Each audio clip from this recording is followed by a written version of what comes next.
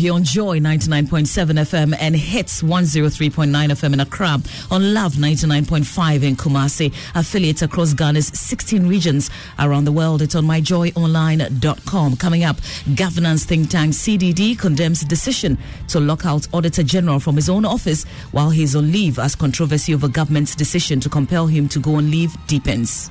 The president has to reconsider this. It's not good for our country. It's not good for our image. And this has to stop. Later this morning, the legal battle over Mr. Domelovo commences at the Supreme Court as Deputy Attorney General urges the Apex Court to dismiss an application for injunction seeking to restrain Johnson Ekuamu-Esiedu from acting as Auditor General. Also, Corruption Watch returns on the Super Morning Show with the latest on 3 unresolved grand corruption cases exposed by the media. In business, state-owned enterprises cut expenditures significantly as COVID-19 wipes 2 billion cedis in revenue. We've got more coming up at 6:15. And son of NDC's running mate says in spite of the attacks and name-calling, his mother will succeed in her new role. I mean, you come and you label her, you insult her and so on. I don't think she will gain much in responding in the same manner, so I think she'll be fine. Stay with us with details of all these stories and more with me, Mama Vio Uswabwaji.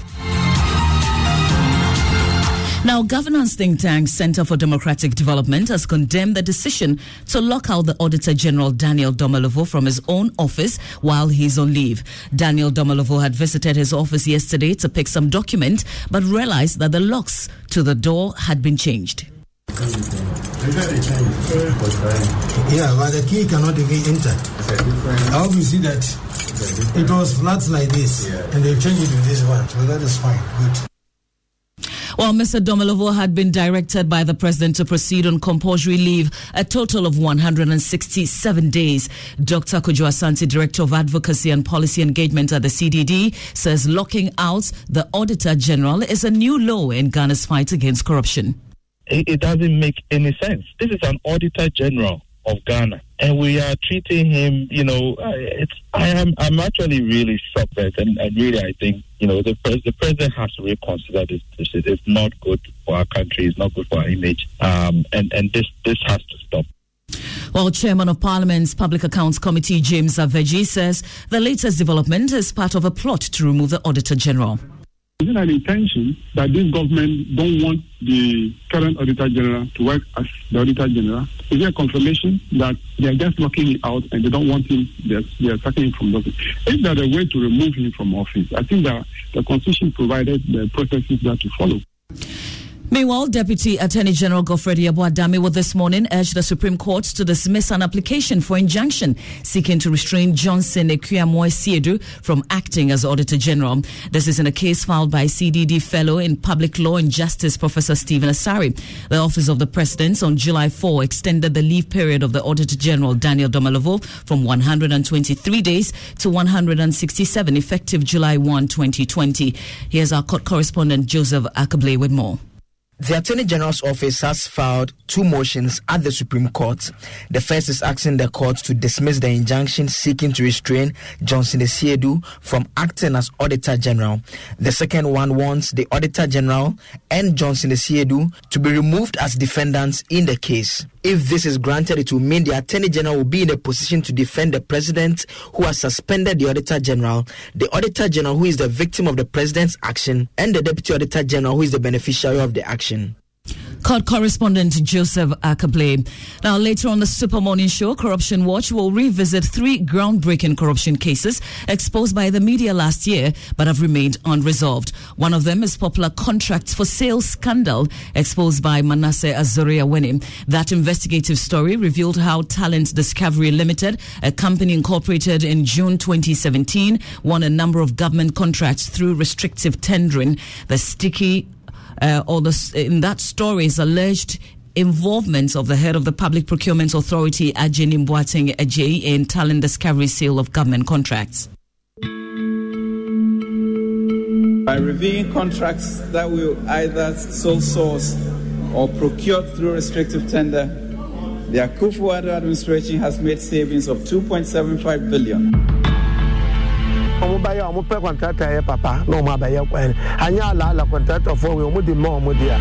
This is the contract for the construction of this road.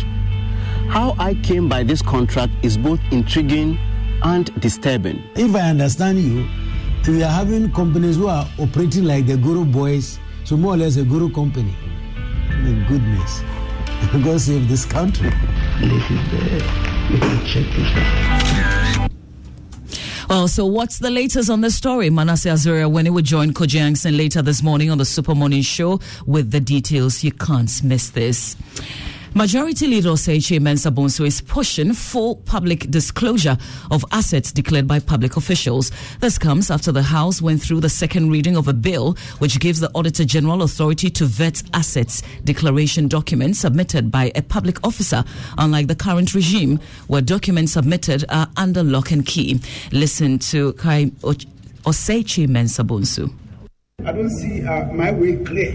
Article 286 is an enshrined provision. So how do we circumvent it? When it says to you that leave it to the Auditor General, you can't assess it. So irrespective of the provisions of ITI, no individual can assess it. In that case, how are you positioned to assess the property acquired? And that's the majority leader there, Osei Mensah Bonsu. The national chief imam has reminded Ghanaians, particularly politicians, not to take the peace the nation has enjoyed over the years for granted. Sheikh Osman Nuhur Shaributu, who spoke through his spokesperson Sheikh Arimeyao, described as sad the gun violence and stabbing incidents that have been recorded at some voter registration centres, and called on the politicians to be mindful of the fact that their violent actions are threatening the peace of the country. Already in the registration, we've seen some unpalatable incidents, which then also sent a signal that if we don't handle matters well, we could be plunged into violence during the elections. And on behalf of the Chief Imam and his elders, I call on all political actors to be mindful of the need for us to keep the peace of our country. This is the only country we have. Let's go to Kumasi now. The Drabing Circuit Court has sentenced a student of a Jusso Secondary Technical into a day in prison. Gajisbek Asameti pleaded guilty to a charge of stealing. He's one of two students locked up overnight in the office of the assistant headmaster of a Jusso Secondary Technical, who's been jailed for stealing a stabilizer belonging to the school. He's also to pay a fine of 1,200 Ghana cedis and sign a bond of good behavior for 12 months. As Erastus Asari Donko reports, the other student, also accused of stealing attempted suicide, has been charged.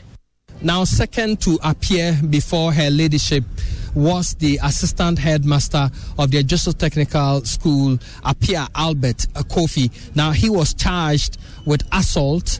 The court explained to him that when the students were arrested by the taxi driver and handed over to him, he allegedly slapped the two of them before locking them up in the office. And he also faces charges of unlawful imprisonment and abetment to commit crime, to wit, suicide, attempted suicide. And they explained to him that indeed he left harmful substances in his office, and knowing very well that he had harmful substances in his office, he locked the students up in there overnight, leading to one of them drinking detergent, leading to his hospitalization. He pleaded not guilty to all the three charges, and he has been granted bail of 5,000 Ghana cedis with one surety to appear before the court again next month. Now, the other student who attempted suicide whilst in custody in the office of the assistant headmaster could not come to court today. His father came to court with a medical report from the Jusso Government Hospital indicating that he has been hospitalized. And so he faces a charge of attempted suicide, and the case has been adjourned to next month. And that's my colleague there, Rastas Asari Donko. Son of NDC's running mate Kwabena Opoku-Agyeman says in spite of the attacks and name-calling, his mother, Professor Nana Jane Opoku-Agyeman, will succeed in her new role. He says even though falsehood and invectives have become synonymous to Ghanaian politics, Professor Opoku-Agyeman will stay focused and deliver on her mandate. I mean, I think Ghanaians are tired of that back and forth, so they are more interested in issues. So, I mean, you come and you label her, you insult her and so on. I don't think she will gain much in responding in the same manner. So, for me, But I think she knows what she has to do. She has a lot of experience in communication.